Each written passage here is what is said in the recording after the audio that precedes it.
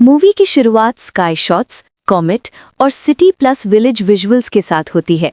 Background में एक emotional music चलता है जो बताता है कि ये कहानी किसी कनेक्शन, किसी खोई हुई याद और किसी अधूरी मुलाकात के बारे में है। यहीं से मूवी का थीम सेट होता है। कुछ लोग एक दूसरे से जुड़े होते हैं, बिना मिले भी। अब सीन शिफ्ट होता है इटोमोरी, एक छोटा सा रूरल विलेज। यहाँ हमें मित्सुहा मियामिज़ु दिखाई जाती है, एक हाई स्कूल लड़की ट्रेडिशनल फैमिली से जिसका काम है श्राइन रिचुअल्स में हेल्प करना। मित्सुहा अपनी जिंदगी से खुश नहीं है। वो बार बार कंप्लेन करती है, विलेज बहुत बोरिंग है, सब उसे पहचानते हैं, उसकी फैमिली ट्रेडिशंस बहुत स्ट्रिक्ट है। उसके लिए टोक्यो एक सपना है। मित्सुहा की ग्रैंडमदर उसे एक पुरानी ट्रेडिशन के बारे में बताती है, मुसुबी।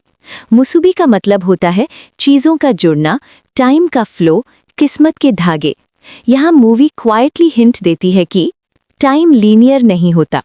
एक रात मित्सुहा फ्रस्ट्रेशन में कहती है, अगली जिंदगी में मैं टोक्यो का लड़का बनना चाहती हूँ।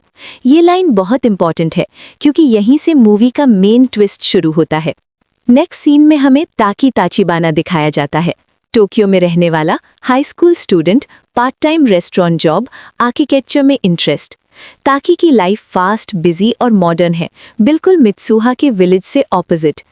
एक सुबह मित्सुहा उठती है और रियलाइज करती है कि उसका बॉडी अलग फील हो रहा है। मिरर देखकर शॉक होता है, वो ताकी के बॉडी में होती है। उधर टोक्यो में ताकी भी उठता है और वो खुद को मित्सुहा के बॉडी में पाता है। दोनों को लगता है शायद ड्रीम होगा या स्ट्रेस का इफेक्ट। मित्सुहा ताकी के बॉडी में टोक्यो स्कूल जाती है, गलतियां करती है, लड़कों जैसा बिहेव नहीं कर पाती। ताकी मित्सुहा के बॉडी में विलेज स्कूल जाता है, सबको अजीब लगता है, उसका बिहेवियर चेंज हो जाता है। यहाँ movie comedy plus confusion use करती है ताकि ऑडियंस कनेक्ट करे। दोनों धीरे धीरे समझने लगते हैं कि ये सिर्फ सपना नहीं, ये बार बार हो रहा है, एक दिन छोड़कर होता है। ताकि अपने फोन में नोट्स लिखना शुरू करता है, मित्सुहा डायरी मेंटेन करती है। यहीं से उनके बीच कम्युनिकेशन शुरू होता है, बिना मिले। दोनों एक्सेप्ट कर लेते हैं कि ये बॉडी स्वैप रियल है और इसके साथ जीना पड़ेगा। बैकग्राउंड म्यूजिक इमोशनल हो जाता है और ऑडियंस के मन में एक सवाल छोड़ दिया जाता है कि ये कनेक्शन सिर्फ बॉडी तक सीमित है या कुछ और भी है। जब ताकी और मित्सुहा दोनों एक्सेप्ट कर चुके होते हैं कि ये कोई सपना या इमेजिनेशन नहीं है, दोनों एक ही चीज नोटिस करते हैं, बॉडी स्वैप रोज नहीं होता, हर दूसरे दिन होता है और स्वैप के बाद यादें धीरे धीरे धुंधली हो जाती हैं। इस कंफ्यूजन को कंट्रोल करने के लिए दोनों एक डिसीजन लेते हैं, फोन नोट्स और डायरी सिस्टम। ताकि अपने फोन में लिखता है, मित्सुहा अपनी डायरी और फोन दोनों में लिखती है, ताकि जब वापस अपनी बॉडी में आए तो समझ सकें कि पिछले दिन क्या हुआ। मूवी में क्लियरली दिखाया जाता है कि दोनों मिलकर कुछ रूल्स बनाते हैं, जैसे दूसरे के बॉडी में रहकर कोई पर्सनल लिमिट क्रॉस नहीं करेगा, स्कूल या फैमिली के साथ ज्यादा गड़बड़ नहीं करेगा, इंपॉर्टेंट काम नोट्स में लिखेगा। ये रूल्स फनी भी है और साथ ही ये दिखाते हैं कि अब दोनों रिस्पॉन्सिबिलिटी लेने लगे हैं। जब ताकी मित्सुहा के बॉडी में होता है, वो ज्यादा कॉन्फिडेंट बिहेव करता है। स्कूल में लोग नोटिस करते हैं कि मित्सुहा बदल गई है, उसका पोस्चर, बात करने का तरीका अलग हो जाता है। मित्सुहा के फ्रेंड्स साया और टेशी भी नोटिस करते हैं कि उसका एटीट्यूड पहले से डिफरेंट है। इससे ये दिखाया जाता है ताकी का इन्फ्लुएंस मित्सुहा की लाइफ को इम्प्रूव कर रहा है। जब मित्सुहा ताकी के बॉडी में होती है, वो ज्यादा काइंड और पोलाइट होती है। ताकी के फ्रेंड्स उसे ज्यादा पसंद करने लगते हैं। रेस्टोरेंट जॉब में भी उसका बिहेवियर चेंज हो जाता है। यहाँ एक इम्पॉर्टेंट कैरेक्टर आता है, मिकी ओकुदेरा। वो नोटिस करती है कि ताकी अब पहले जैसा रूड नहीं रहा, वो ज्यादा केयरिंग हो गया है। ऑडियंस को यहीं से हिंट मिलता है कि मित्सुहा का नेचर ताकी की लाइफ को सॉफन कर रहा है। एक सीन में दिखाया जाता है मित्सुहा का श्राइन रिचुअल, राइस से साके बनाना, ट्रेडिशनल डांस। जब ताकी मित्सुहा के बॉडी में ये सब करता है तो उसे लगता है कि ये सब बहुत पुराना और इमोशनल है। ग्रैंडमदर के वर्ड्स दोबारा सुनाई देते हैं, मुसुबी, जो चीज़ों को जोड़ता है। यहाँ मूवी सटली बता रही होती है ये सिर्फ बॉडी स्वैप नहीं, टाइम, ट्रेडिशन और इमोशंस का कनेक्शन है। दोनों अब सिर्फ रूल्स नहीं लिखते बल्कि पर्सनल बातें भी लिखने लगते हैं। कौन सा दिन कैसा गया, कौन किस बात से खुश या अपसेट है। यहीं से एक इमोशनल बॉन्ड डेवलप होता है। दोनों एक दूसरे को बिना देखे समझने लगते हैं। मूवी में ये सीन्स मोन्टाज के थ्रू दिखाए गए हैं ताकि टाइम का फ्लो फील हो। एक इम्पॉर्टेंट सीन, ताकि मित्सुहा के इन्फ्लुएंस में ओकुदेरा को लंच के लिए पूछता है। ओकुदेरा सरप्राइज होती है क्योंकि पहले ताकि इतना डायरेक्ट नहीं था। ऑडियंस यहीं कंफ्यूज होती है, ये ताकि का डिसीजन है या मित्सुहा के इमोशंस रिफ्लेक्ट हो रहे हैं। मूवी यहाँ डेलिबरेटली क्लैरिटी नहीं देती। विलेज साइड पर मित्सुहा फील करती है कि जब वो अपनी बॉडी में होती है तो उसे कुछ याद आता है पर पूरा नहीं। उसे लगता है जैसे कोई उसकी जिंदगी में आ रहा हो लेकिन फेस या नाम क्लियर नहीं है। ये मेमोरी ब्लर होना बहुत इंपॉर्टेंट है और फ्यूचर इवेंट्स का बेस यहीं से पड़ता है। बॉडी स्वैप अब नॉर्मल लगने लगता है। बॉडी स्वैप अब डेली प्रॉब्लम नहीं लगता। दोनों इस सिचुएशन के आदत में आ चुके होते हैं। उनकी लाइफ बेटर हो रही होती है। ऑडियंस के लिए भी ये स्वैप अब नॉर्मल फील होता है, जैसे कैरेक्टर्स के लिए। ताकी के फोन में लिखे नोट से पता चलता है कि ओकुदेरा के साथ डेट फिक्स हो चुकी है। ये डिसीजन उस वक्त लिया गया था जब टाकी के बॉडी में मित्सुहा थी।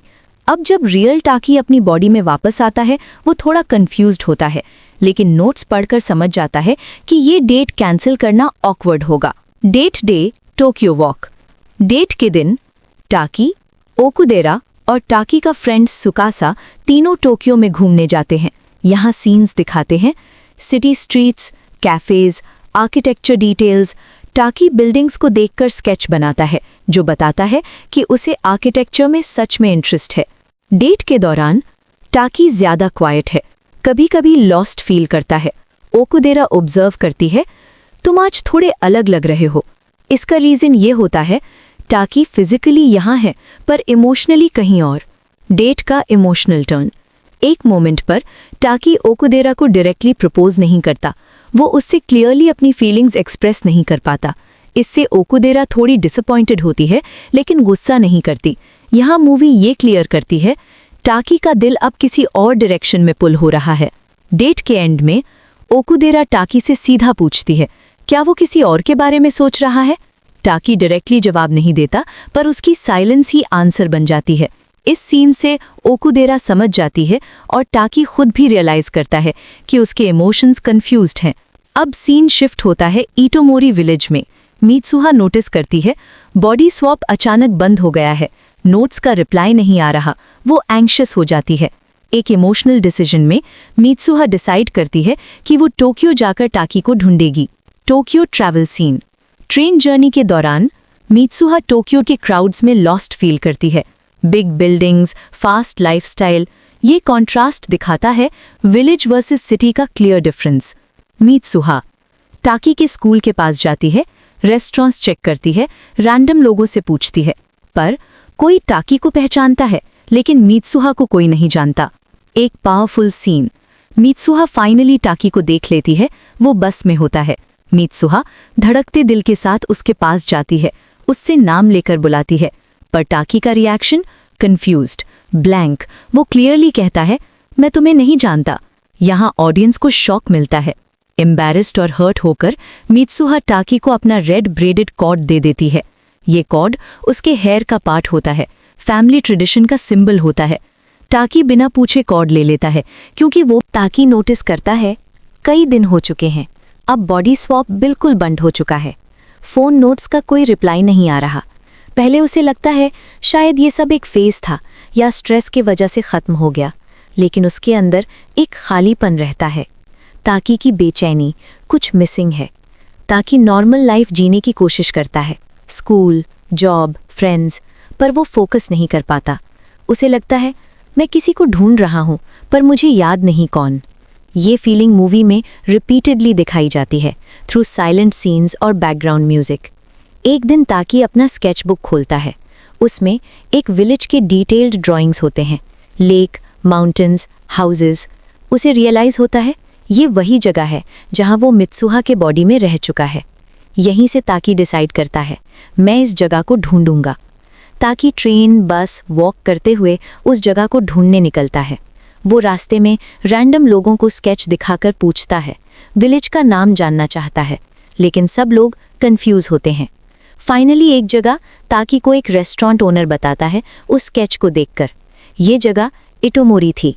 फिर वो एक और लाइन बोलता है जो मूवी का सबसे शॉकिंग मोमेंट है, 3 साल पहले यहाँ कॉमेट गिरा था। यहाँ मूवी फ्लैशबैक के थ्रू दिखाती है। टियामैट कॉमेट उसका एक टुकड़ा टूटकर सीधा इटोमोरी पर गिरना। इस डिजास्टर में पूरा टाउन डिस्ट्रॉय हो गया, बहुत सारे लोग मर गए और उनमें मित्सुहा भी शामिल थीं। ये सुनते ही ताकी का हाथ कांपने लगता है। वो बिलीव नहीं कर पाता। उसके लिए जिस लड़की से वो बात करता था, जिसके साथ उसका कनेक्शन था, वो 3 साल पहले ही मर चुकी थी। टाइम गैप का सच। ताकी रियलाइज करता है वो प्रेजेंट में है और मित्सुहा पास्ट में थी। बॉडी स्वैप एक ही टाइम पर नहीं, बल्कि 3 साल का टाइम गैप था। यही मूवी का कोर ट्विस्ट है। इस रियलाइजेशन के बाद ताकी को मित्सुहा का चेहरा याद नहीं रहता, नाम भी धीरे धीरे धुंधला हो जाता है, पर फीलिंग अभी भी स्ट्रांग होती है। मूवी यहाँ क्लियरली दिखाती है, टाइम यादें मिटा सकता है पर इमोशंस नहीं। ताकी को याद आता है मित्सुहा का श्राइन माउंटेन्स के अंदर। वो डिसाइड करता है मैं वहाँ जाऊँगा।